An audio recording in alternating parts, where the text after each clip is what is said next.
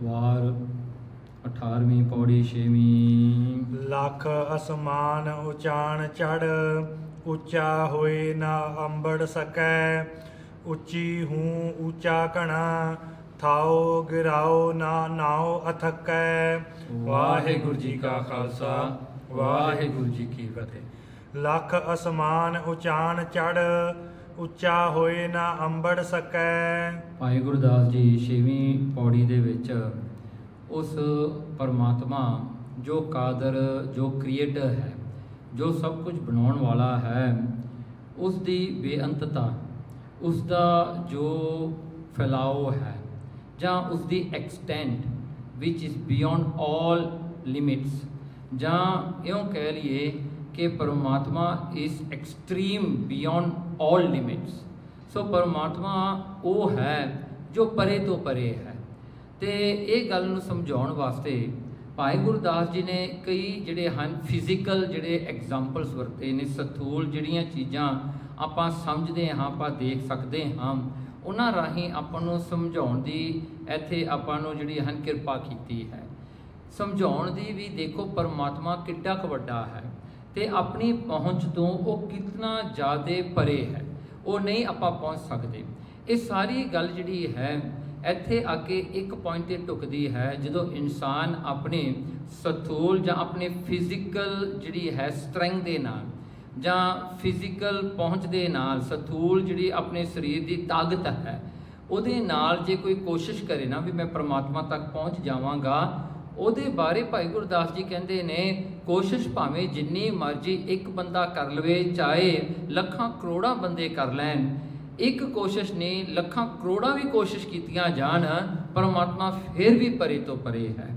ਇਹ ਜਿਹੜਾ ਹੈ ਬੇਅੰਤਤਾ ਨੂੰ ਜਿਹੜਾ ਹਨ ਸਿੱਧ ਕਰਨ ਵਾਸਤੇ ਭਾਈ ਗੁਰਦਾਸ ਜੀ ਨੇ ਇਹ ਪੌੜੀ ਉਚਾਰਨ ਕਰਕੇ ਆਪਾਂ ਨੂੰ ਇਹ ਗੱਲ ਸਿਖਾਈ ਹੈ ਕਿ ਦੇਖੋ ਜੇ ਪਰਮਾਤਮਾ ਨੂੰ ਤੁਸੀਂ ਪਕੜਨਾ ਚਾਹੁੰਦੇ ਹੋ, ਜੇ ਪਰਮਾਤਮਾ ਦੇ ਲਿਮਿਟ ਜਾਂ ਉਸ ਦੇ ਜਿਹੜੇ ਹੱਦ ਤੱਕ ਤੁਸੀਂ ਪਹੁੰਚਣਾ ਚਾਹੁੰਦੇ ਹੋ, ਤੁਸੀਂ ਨਹੀਂ ਪਹੁੰਚ ਸਕਦੇ। ਉਸ ਦੇ ਵਿੱਚ ਮਿਲਿਆ ਜਾ ਸਕਦਾ ਹੈ, ਉਸ ਦਾ ਅੰਤ ਨਹੀਂ ਪਾਇਆ ਜਾ ਸਕਦਾ। ਇਹ ਗੱਲ ਨੂੰ ਸਮਝਾਇਆ ਹੈ ਇੱਥੇ।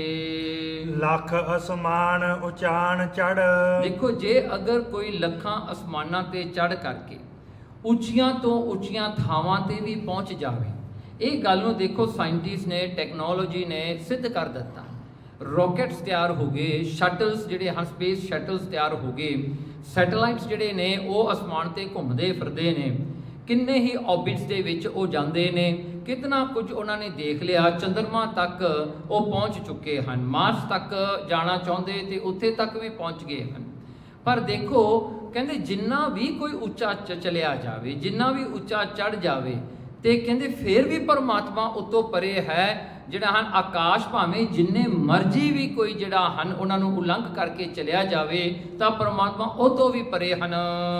ਉੱਚਾ ਹੋਏ ਨਾ ਅੰਬੜ ਸਕੈ, ਦੇਖੋ ਕੋਈ ਇੰਨਾ ਉੱਚਾ ਨਹੀਂ ਹੋ ਸਕਦਾ ਜਿਹੜਾ ਅੰਬੜ ਸਕੇ। ਜਿਹੜਾ ਪਰਮਾਤਮਾ ਤੱਕ ਫਿਜ਼ੀਕਲ ਉਚਾਈ ਨੂੰ ਜਿਹੜੇ ਹਨ ਸਥੂਲ ਜਿਹੜੀ ਉਚਾਈ ਹੈ ਉਸ ਨੂੰ ਚੜ੍ਹ ਕਰਕੇ ਪਰਮਾਤਮਾ ਤੱਕ ਪਹੁੰਚ ਸਕੇ।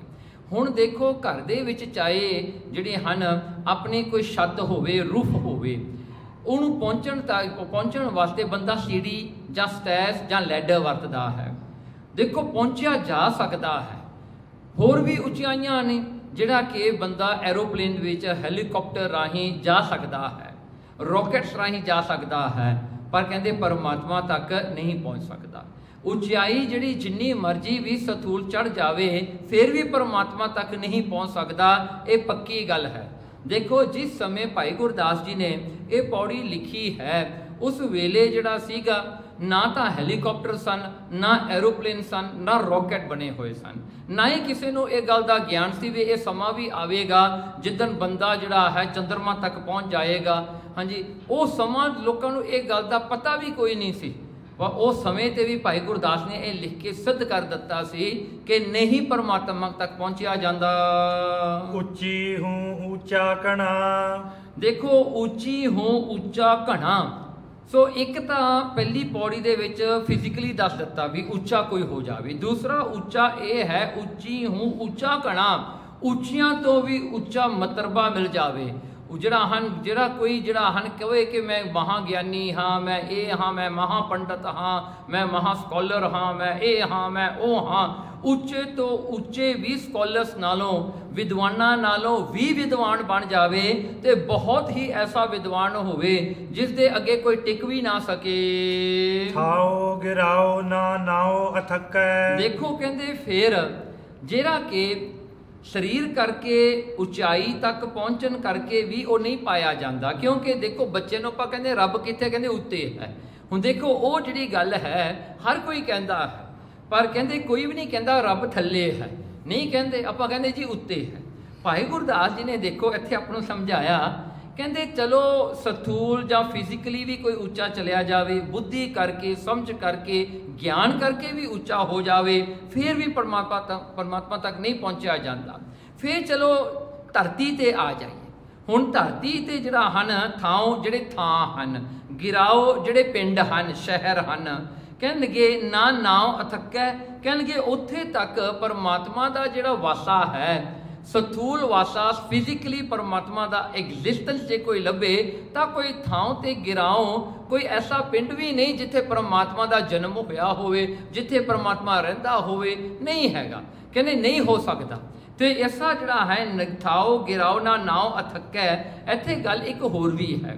ਹੁਣ ਜੇ ਕੋਈ ਇਹ ਸ਼ੰਕਾ ਕਰਦਾ ਹੈ ਨਾ ਕਿ ਗੁਰੂ ਨਾਨਕ ਸਾਹਿਬ ਸੱਚੇ ਪਾਤਸ਼ਾਹ ਜੀ ਨੇ ਵੀ ਤਾਂ ਆਪਣਾ ਪ੍ਰਕਾਸ਼ ਲਿਆ ਹੈ, ਹਾਂਜੀ, ਸੋ ਉਹ ਵੀ ਤਾਂ ਆਪਾਂ ਨਨਕਾਣਾ ਸਾਹਿਬ ਅੱਜ ਕਹਿੰਦੇ ਹਾਂ, ਉਹ ਨਾਂ ਹੈ ਜਿੱਥੇ ਪਰਮਾਤਮਾ ਆਪ ਜਿਸ ਨੇ ਪ੍ਰਕਾਸ਼ ਲਿਆ। ਪਰ ਇੱਥੇ ਭਾਈ ਗੁਰਦਾਸ ਨੇ ਇਹ ਵੀ ਗੱਲ ਆਪਾਂ ਨੂੰ ਕਲੀਅਰ ਕਰਕੇ ਦੱਸੀ ਹੈ, ਥਾਉ ਗਿਰਾਉ ਨਾ ਨਾਉ ਅਥਕੈ, ਕਹਿਣ ਲੱਗੇ ਉਹ ਥਾਉ, ਉਹ ਗਿਰਾਓ ਜਿਹੜੇ ਹਨ ਜਿੱਥੇ ਗੁਰੂ ਸਾਹਿਬ ਜੀ ਨੇ ਆਪਣਾ ਪ੍ਰਕਾਸ਼ ਲਿਆ ਹੈ, ਨਾ ਨਾਉ ਅਥਕੈ, ਉਹਨਾਂ ਦਾ ਕੋਈ ਜਿਹੜਾ ਹੈ ਉਹਨਾਂ ਨੂੰ ਕੋਈ ਬੰਦਿਸ਼ ਵਿੱਚ ਨਹੀਂ ਬਣ ਸਕਦਾ।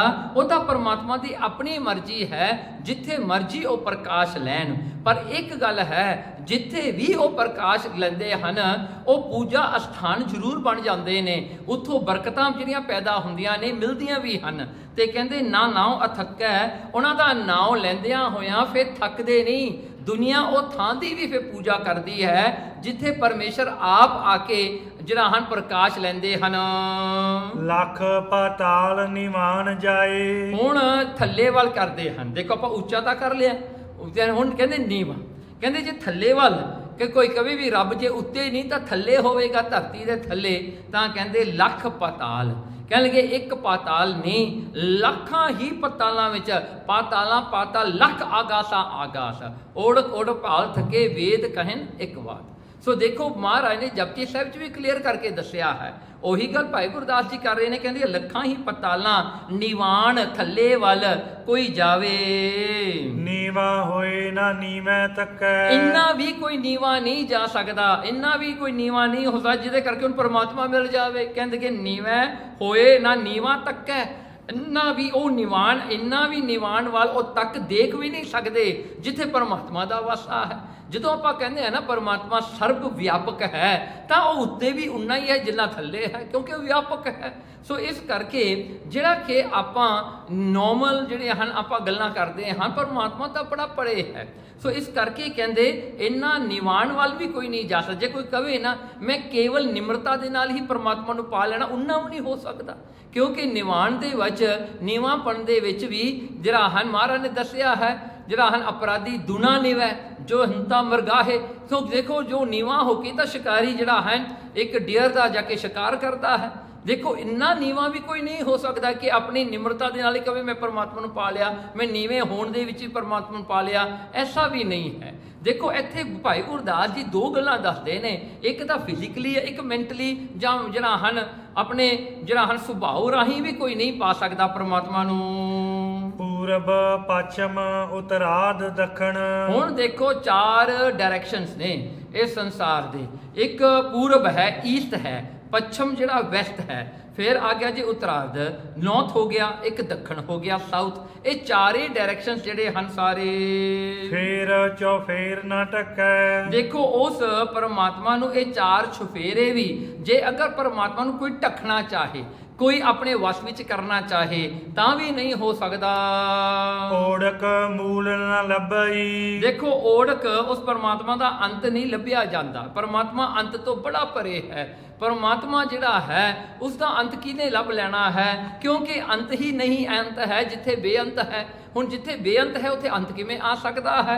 हुण देखो संसार जिहड़ा है ये जिहड़ा परमात्मा ने बनाया है, हुण ये संसार का अंत परमात्मा है, पर परमात्मा का अंत कौन जान लेगा जिन्हें सारे ही संसार का अंत बनाया है। सो जिहड़े आपां सारे अंत विच हाँ, आपां बेअंत नूं किवें जान सकते हाँ जे अपना ज्ञान लै लईए जां अपनी सोची लै लईए, नहीं हो सकता। इस करके कहते ओढ़क मूल जिहड़ा हन, ओढ़क अंत दे विच मूल ना लभी। थोड़ा बहुता भी परमात्मा का अंत नहीं लभ्या जांदा।